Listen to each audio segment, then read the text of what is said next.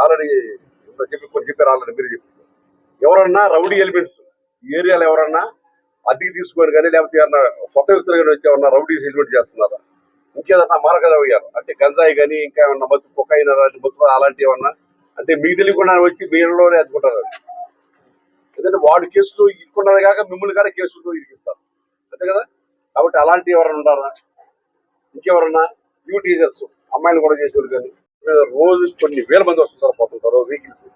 మనం వెహికల్స్ ఒకసారి పార్కింగ్ చేస్తున్నామంటే మిగిలిన వాళ్ళకి ఇబ్బంది లేకుండా అంతే కదా. కొంతమంది గమనిస్తున్నారు షాపుల కోసం వెళ్ళి రోడ్డు మధ్యలో పెట్టి వెళ్ళిపోతుంటారు. అలాంటి కొంచెం ఏంటంటే ట్రాఫిక్ సెన్స్, దాన్నే ట్రాఫిక్ సెన్స్ అంటారు అనమాట. కొంచెం ఏంటంటే మనం వెహికల్ పార్క్ చేసేటప్పుడు మిగిలిన కట్టడం లేకుండా కొంచెం బాగా మార్జిన్ పార్క్ చేసుకుంటాం కానీ, అదేవిధంగా బండి నడిపేటప్పుడు అన్ని రకాల జాగ్రత్తలు తీసుకుంటాం కానీ మరీ స్పీడ్ పోకుండా గబాలను మన బ్రేక్ వేయం కానీ మన కంట్రోల్లో వెహికల్ ఉండేటట్టుగా ఇలా జాగ్రత్తలు ఏంటంటే అన్నేసం ఏంటంటే యాక్సిడెంట్ వల్ల చాలా మంది చనిపోతారు, చాలా మంది కాళ్ళు చేతులు తిరిగిపోతారు చాలా మంది. కాబట్టి ప్రతి ఒక్కరు కూడా ట్రాఫిక్ సెన్స్ అనేది కలిగి ఉంటారు. ఓకేనా.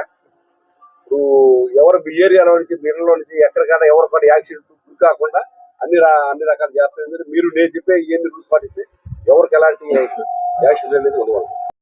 మన నెల్లూరు జిల్లా ఎస్పీ మేడం గారి ఉత్తర్వుల మేరకు ఈ రోజున మన కావలపట్నంలో ఇస్లాంపేట ఏరియాలో కార్డన్ అండ్ చర్చ్ ఆపరేషన్ నిర్వహించడం జరిగింది.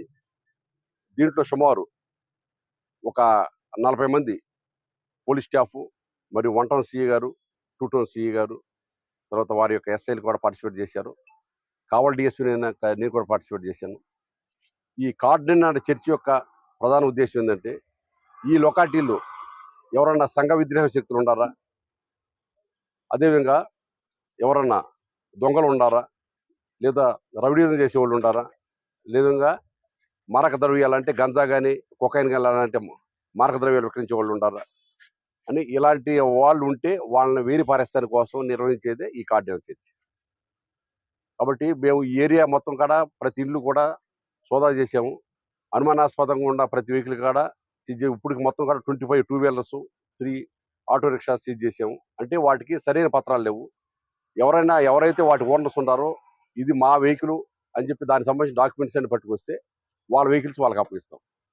అదేవిధంగా ప్రజలు కూడా ఈ కార్డన్ చర్చ్ చేస్తుంటే పోలీసు వారికి కోఆపరేట్ చేయాలి. ఎందుకంటే ఈ కార్డన్ చర్చ్ అనేది ఈ ప్రజల కోసం చేసేది. అంటే సమాజంలో శాంతి భద్రతల కోసం కానీ, అదేవిధంగా దొంగతనాలు జరగకుండడానికి కానీ, అదేవిధంగా మారక ద్రవ్యాలు వాటి నుంచి నిర్మూలన కానీ, వాటి ట్రాన్స్పోర్ట్ కానీ, అదేవిధంగా రౌడీజాన్ని, అదేవిధంగా ఇలాంటివన్నీ కూడా పూర్తిగా రూపుమాపాలనే ఉద్దేశంతో నిర్వహించేదే కార్డన్ చర్చిలు. ఈ కార్డన్ చర్చి ఏంటంటే మేము ప్రతి ఇల్లు కూడా సోదా చేస్తాం. కాబట్టి సోదా చేసేటప్పుడు పబ్లిక్ కూడా మాకు సహకరించండి. ఎందుకంటే మీకు తెలియకుండానే మీ మధ్య తిరుగుతున్నారు కొంతమంది దొంగలు కానీ, రౌడీలు కానీ, లేకపోతే మరొకరు.